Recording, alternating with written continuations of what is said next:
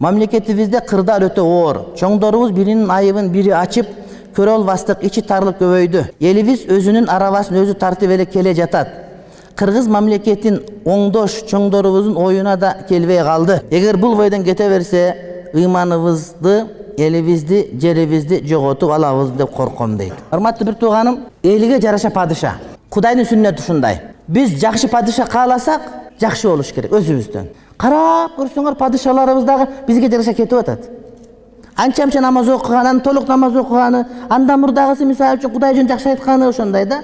Эгерде биз иманыбыз оозубуз менен эмес, жүрөк менен боло турган болуп, амал менен боло турган болсо, амали да ишке аша турган болот, урматтуу бир тууганым.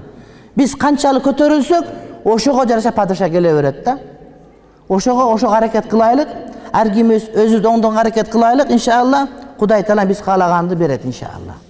Жана берип келе жатат ошентип эле.